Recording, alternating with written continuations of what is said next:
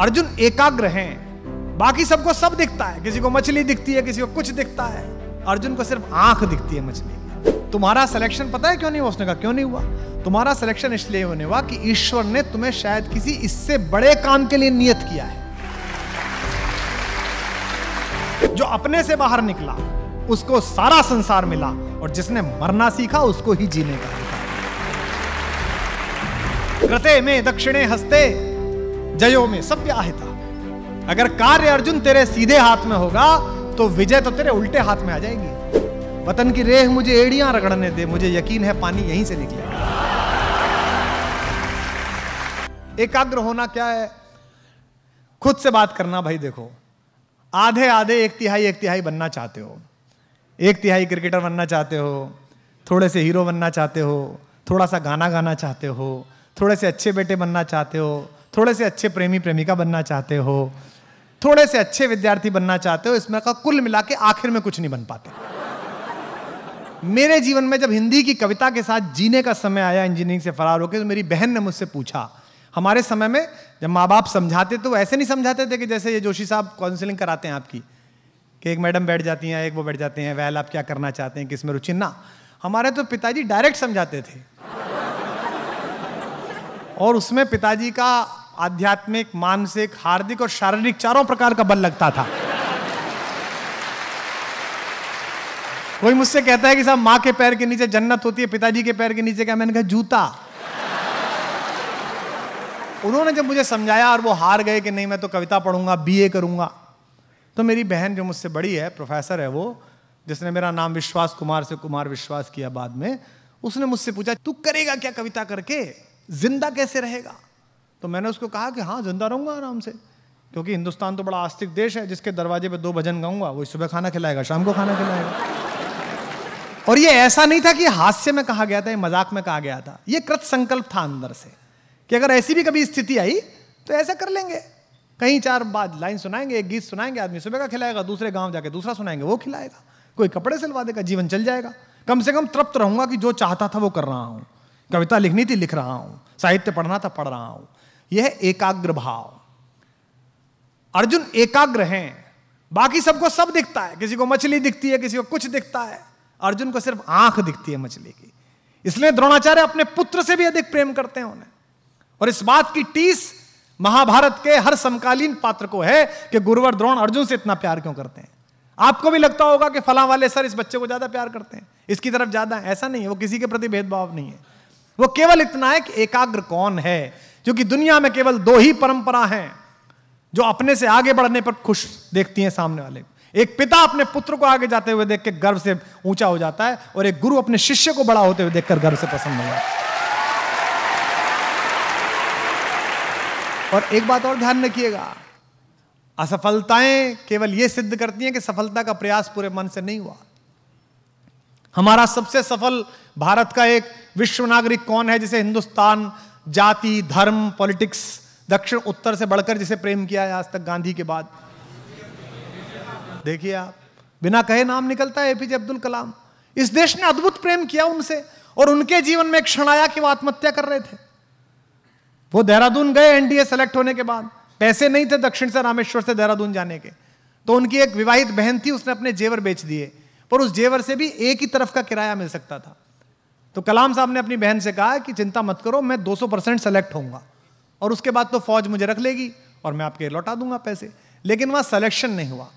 तो ऋषिकेश कभी आप जाइए, वहां शिवानंद आश्रम है लक्ष्मण झूला के पास, वहां पहाड़ियां थी पहले, उस पहाड़ी पर शाम के समय वो पहुंचे आत्महत्या के इरादे से कि अब तो जीवन निस्सार हो गया, जाने तक के पैसे नहीं है।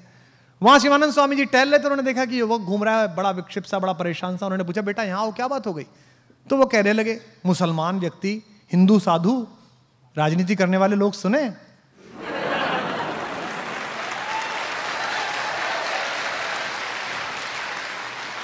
उन्होंने पूछा कि क्या हो गया? तो बोले साहब मैं अपनी बहन के जेवर बेच के पढ़ने यहाँ आया था, मतलब ये एनडीए का इंटरव्यू देने, मेरा सिलेक्शन नहीं हुआ, जाने तक के पैसे नहीं है, मुझे लगता है जीवन में मैं किसी काम के लिए नहीं बना हूं। तो उन्होंने कहा तुमको गलतफहमी है, तुम्हारा सिलेक्शन पता है क्यों नहीं हुआ? उसने कहा क्यों नहीं हुआ? तुम्हारा सिलेक्शन इसलिए होने हुआ कि ईश्वर ने तुम्हें शायद किसी इससे बड़े काम के लिए नियत किया है। और बेटा तुम आज रात यहां रुको, आश्रम में भोजन करो, और कल मैं तुम्हें जाने के पैसे दे दूंगा, और घर जाकर अपना अध्ययन करो, अपना काम करो। और उसने वो काम किया कि अमेरिका की तानाशाही, यूरेनियम लेकर इतराने वाले लोग, क्रायोजेनिक ईंधन के लिए हमारे प्रधानमंत्री को अपने दरवाजे पर रुकवाने वाले लोग प्रतिबंधों की बाड़ लगाते रह गए। हिंदुस्तान ने वो काम करके दिखाया मिसाइल के क्षेत्र में, परमाणु तत्व। तो यह एकाग्र भाव है, और यह है असफलता के बोध से बाहर आना। असफलता का एकमात्र कारण यह है कि ईश्वर ने किसी बड़े आपको हेतु के लिए रखा है। मेरे जीवन में, निजी जीवन में कई असफलताएं आई हैं और मैं उन्हीं से बना हूं। पहली असफलता प्रेम में आई, जिसकी वजह से कवि बना। उस समय लगता था कि जीवन निस्सार है, जिसके लिए इतनी मेहनत की वो ही नहीं है तो क्या मतलब है। लेकिन मैं जानता हूं कि एक असफल प्रेम ने मुझे लाखों सफल प्रेम कहानियां दी। ऐसे ही जीवन में अनेक बार असफलता आई। राजनीतिक मायनों में देखें तो पिछले महीनों भी एक असफलता आई, लेकिन मुझे अब भी लगता है कि ईश्वर ने किसी बड़े हेतु के लिए निर्धारित किया है। धैर्य आवश्यक है, एकाग्रता आवश्यक है, शायद कोई बड़ा काम भगवान लेने वाला है, या हो सकता है इसी में हित हो। और ये जो दर्शन है भारत का, आपको भी लगता होगा कई बार, हिंदुस्तान का लड़का लड़की 17, 18, 19 साल में जब जवान होता है, मसें भीगती हैं और चेतना पहली बार दरवाजे पे चौखट देती है तो वामपंथी हो जाता है। हाँ, कम्युनिस्ट हो जाता है, उसे पिता अमरीश पुरी लगता है। ये कौन आदमी घर में है जो मेरे सपनों को उड़ने नहीं दे रहा। वो इसी प्रतीक्षा में रहता है, लड़कियां इसी प्रतीक्षा में रहती हैं कि किसी ना किसी दिन तो ये कहेगा कि जा सिमरन जा। लेकिन थोड़ा समय बीते तो वो सनातनी हो जाता है, क्योंकि एक समय आते आते उसको पता चलने लगता है कि मेरे एफर्ट्स, मेरी क्षमता, मेरी प्रतिभा अपनी जगह है, प्रारब्ध अपनी जगह है, वो काम करेगा। अगर मैं नियोजित तरीके से लगा रहा तो एक ना एक दिन उसका प्रतिफल मिलेगा। मैं निजी जीवन की व्याख्या से कह रहा हूं। जब मैंने कवि सम्मेलनों की कविता को कॉर्डलेस माइक के साथ, कॉलर माइक के साथ, म्यूजिक के साथ शुरू किया तो 2004 के आसपास मेरा इतना विरोध हुआ कि देश के 28-30 कवि मेरे साथ नहीं बैठते थे मंच पे। वो लिख के देते थे कुमार विश्वास आएगा तो हम नहीं आएंगे, जो आजकल सेल्फी खिंचाने भतीजे को लाते हैं। लेकिन मुझे पता था कि ये प्रारूप बदलेगा, अगर मेहनत की जाएगी तो कुछ होगा। क्योंकि किसी शिक्षा संस्थान में नहीं गई, मेरी दादी भी कहती थी मुझसे बचपन में, लाला मन से रोए तो फूटी आंख से भी आंसू निकले। रोना मन से है, काम मन से करना है। तो एकाग्र भाव, इसको अपने, आप जो भी परीक्षाएं देने जा रहे हैं, जो भी कुछ करने जा रहे हैं, इसलिए मत करिएगा कि आपको टॉप करना है, इसलिए मत करिएगा कि पिताजी ने यहां भेजा है, इसलिए मत करिएगा कि ये कामयाब करना है। और अगर नहीं करना है, मन से नहीं आ रहा कि नहीं करना है, तो कल छोड़ने के बजाय आज छोड़िए कि नहीं करना। फिर ये सोचिए कि करना क्या है।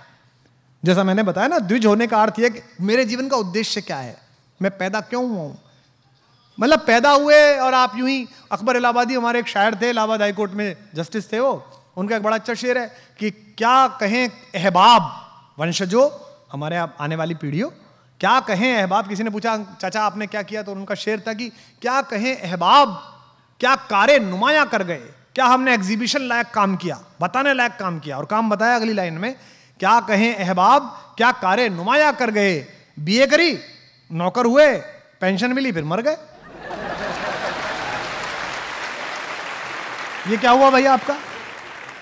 आपने कितने मित्र पैदा किए, कितने शत्रु पैदा किए, कितने विचार के विरोधी पैदा किए, कितने विचार के समर्थक पैदा किए, कितना संघर्ष किया। आपको राम के बाद की संततियों के बारे में पता है क्या? कोई चर्चा हुई क्या? आपको अगली संततियों के बारे में इतना पता नहीं है। जो निकला, जो अपने से बाहर निकला, उसको सारा संसार मिला, और जिसने मरना सीखा उसको ही जीने का अधिकार है। सबसे पहले जिज्ञासा को आदर दीजिए। अंदर जो भी पैदा हो उत्तर, उसके शमन की कोशिश करिएगा। दूसरी बात है कि आप धैर्य रखिएगा। जो कहा जाता है ना कि वतन की रेह मुझे एड़ियां रगड़ने दे, मुझे यकीन है पानी यहीं से निकलेगा। तो ये जो भाग्यवाद है जिसके भरोसे बहुत लोग हैं कि साहब भाग्य करेगा, अरे वो कुछ नहीं करेगा भाई।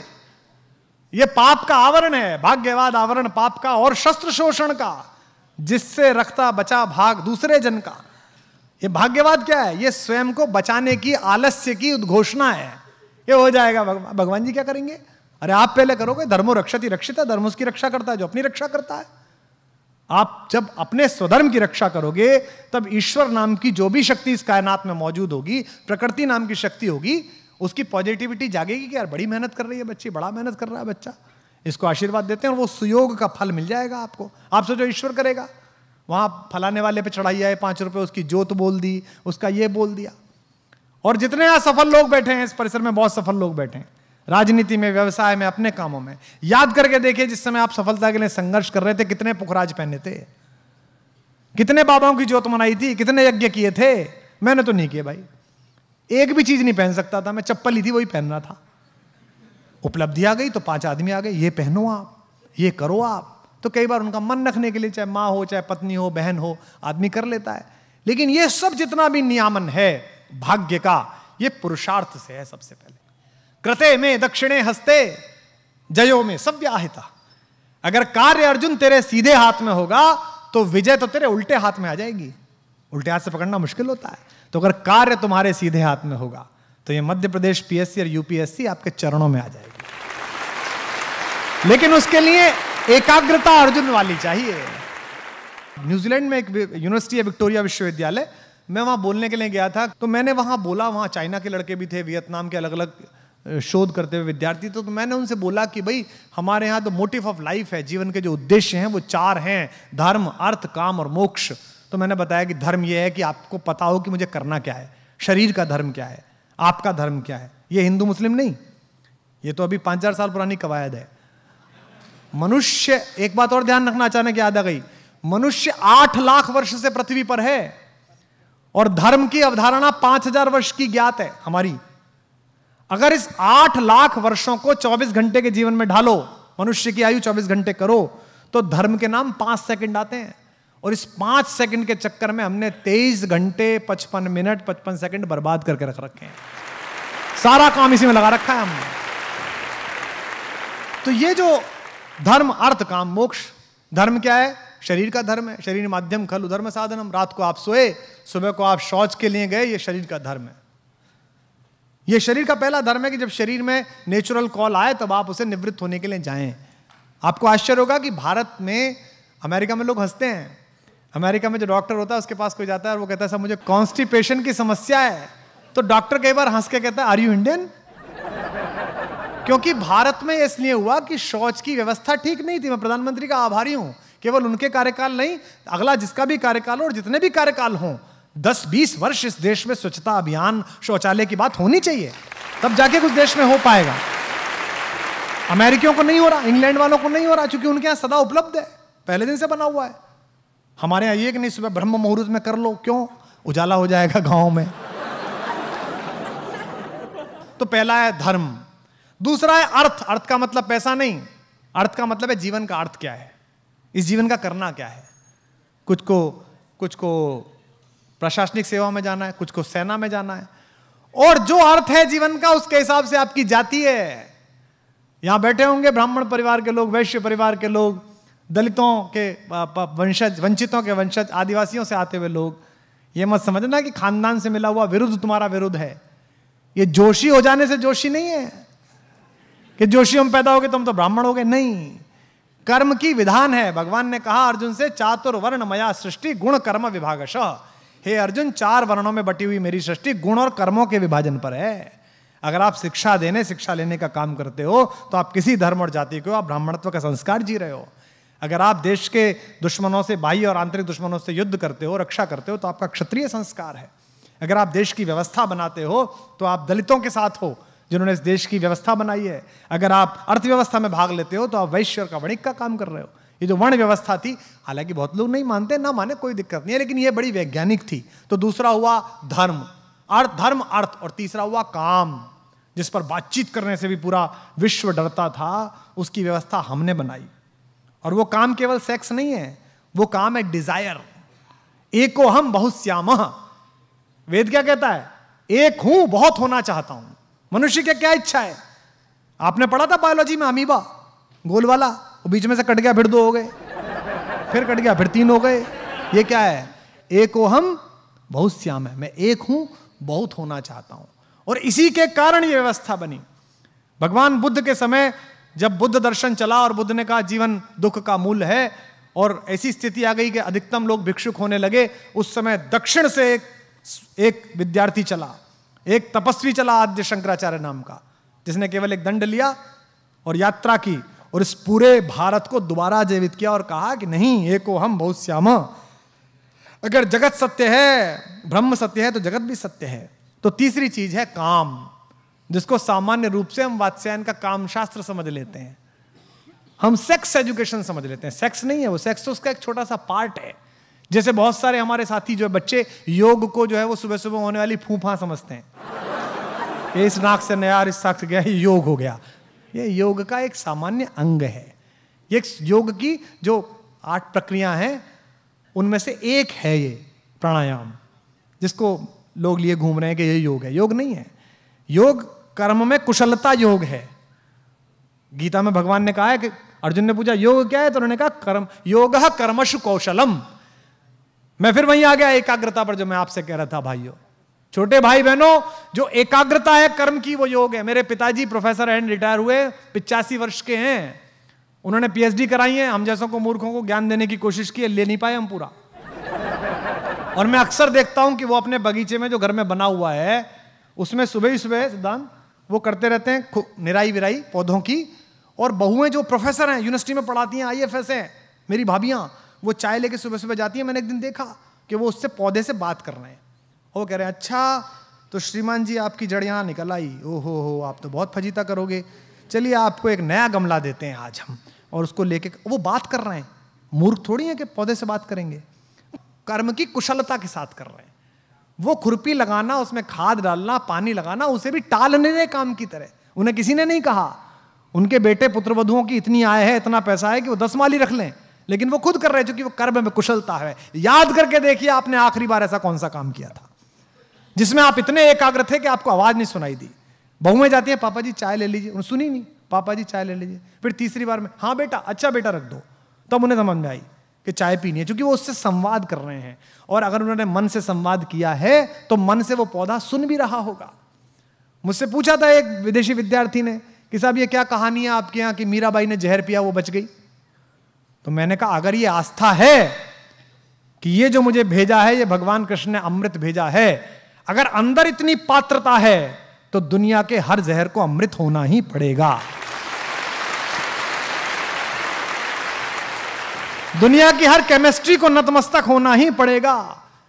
देश के सबसे बड़े कार्डियोलॉजिस्ट हैं, मैं नाम नहीं लूंगा उनका क्योंकि निजता में उल्लंघन हो जाएगा। मैंने उनके साथ एक बार यात्रा की विदेश में, और मैंने देखा कि वो प्राइवेट जेट था जिसमें जाना था, उसमें उन्होंने बैठने के तुरंत बाद 4 घंटे का सफर था, अपने हैंड बैग से लड्डू गोपाल निकाले और गणपति निकाले और दोनों को प्रणाम करा। तो मैंने उनसे पूछा भाई साहब ये क्या है, आप तो इतने बड़े डॉक्टर हो, ऐसे रोबोटिक्स से ऑपरेशन कर देते हो। दुनिया में हिंदुस्तान में जो भी बड़ा है, चाहे वो मुख्यमंत्री हो, प्रधानमंत्री हो, सेठ हो, वो आप ही के चरणों में आके गिरता है कि तुम खोलो दिल। तो ये सब क्या है भगवान जी, आपकी क्या आस्था है इसमें?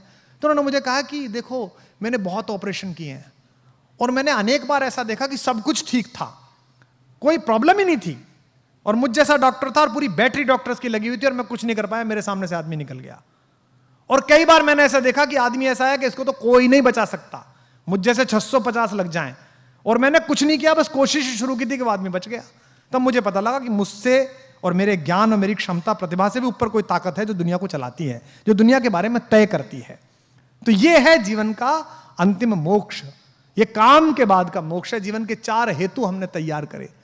तो ये जो एकाग्रता है अपने काम में, कि जिस समय आप इतिहास पढ़ रहे हो, जिस समय आप सोशियोलॉजी पढ़ रहे हो, जिस समय पॉलिटिकल साइंस पढ़ रहे हो, उस वक्त आपको ये लगे जैसे इस परिसर में बैठे हुए जो लोग हैं, जो त्रयी है आपकी चेतना की, स्थान की, आपने व्यक्तित्व की और समय की, वो तीनों अर्धलुप्तावस्था में, उन्हें याद नहीं है कि मैं कहां बैठा हूं, मुझे कितने बजे जाना था, मैं कौन हूं। संवाद में सरसता है, हम एक दूसरे से बात कर रहे हैं, आप रिएक्ट कर रहे हैं, मैं आपकी बात कर रहा हूं।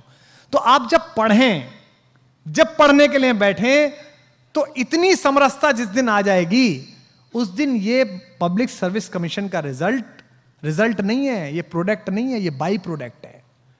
आपको ये तो बाई प्रोडक्ट में मिल जाएगा। तो छाछ है, नवनीत नहीं है, मक्खन नहीं है। मक्खन वो आत्मसंतोष है जो आपको इतिहास को पढ़ने में मिलेगा। मक्खन वो आत्मसंतोष है कि आपको इस बात के शोध लगाने में लगेगा कि पानीपत की तीसरी लड़ाइयों में, तीनों लड़ाइयों में निर्णय विपरीत क्यों हुए। मक्खन वो आत्मसंतोष है जब आपको इस बात की स्मृति पूरी आ जाएगी कि आज मैंने कितने मजेदार तरीके से मैंने विश्व की राजनीतिक व्यवस्था पढ़ ली, मैकियावेली पढ़ लिया, मैंने कौन तक पढ़ लिया मैंने। वो जो आपको आत्मसंतोष आएगा वही असली नवनीत है, बाकी बाई प्रोडक्ट है। ये मैं अपने अनुभव के आधार पर कह रहा हूं। ये प्रसिद्धि, ये ऐश्वर्य, ये मान्यताएं, ये सब बाई प्रोडक्ट हैं।